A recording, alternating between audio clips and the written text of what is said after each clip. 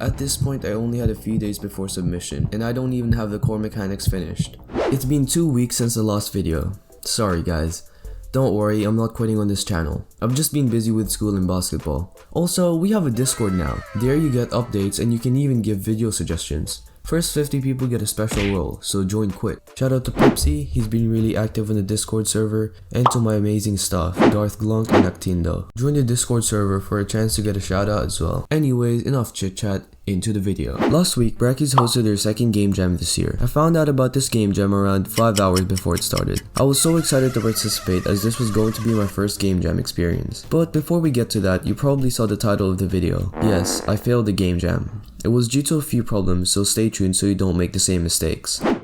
When the theme was revealed, I was so hyped. It was Rewind and I thought that was an amazing theme. But thinking back to it now, it wasn't that great. Anyways, an idea popped up into my head straight away. I thought of making a game that's played backwards, cause Rewind is like going back and games don't normally go back, so...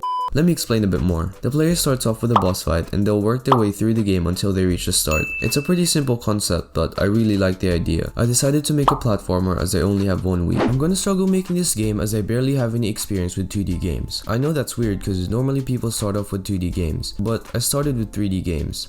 What can I say? I guess I'm just too advanced for that.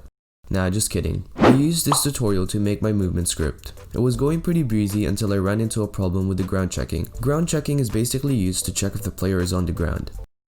I know, pretty complicated stuff. This is used so that the player can't jump infinitely. Anyways, normally people use colliders to check if the player is touching the ground, but for some reason my collisions weren't being detected. I couldn't figure out the problem, so I just made a new system with raycasts. Raycasts are rays that are shot from a certain direction and is used to detect things. For noob terms, it's a laser that's shot from point A to point B. I used a raycast that's shot from the player's feet, and if it detects a collider with a ground tag, that means it's grounded. This system works perfectly, and now the player can only jump when they're on the ground. All platformers have platforms, it's literally in the name, so of course I had to have one in my game. All I had to do was to add a platform effector 2D component to the sprite. It automatically makes a functional platform. You can enter from below and from the sides. So here comes the first problem, my timetable. The game jam started on a Saturday night. This meant that I had the whole night and tomorrow to work on this game intensively. What I didn't realize was that the game jam was an entire week. At first this sounds good, more time to work on my game, right?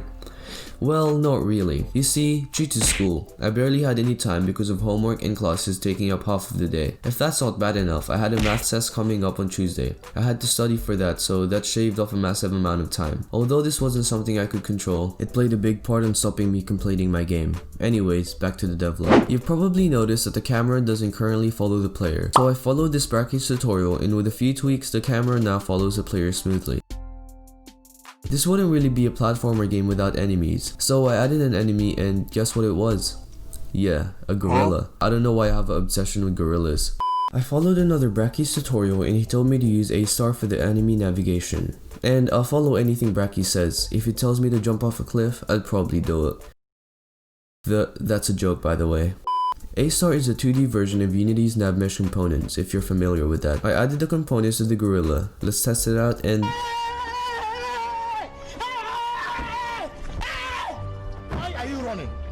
Why are you running? Well, it kinda works. I froze the gorilla's X rotation, so now he's normal. Now that the enemy movement is working, I got to work on the damaging and health system. And you've probably heard me say this like a billion times by now, but it didn't work.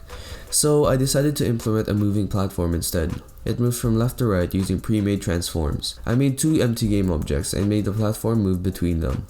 When the player is on the platform, it stays on it. This was achieved by making the player a child of the platform when it's on it. After that, I decided to add the weapons. I added the water gun that shoots baguettes. The water gun rotates in the direction of the mouse and shoots when the mouse is clicked. I got the gorilla to damage the player, but for some reason, the baguette wasn't damaging the gorilla.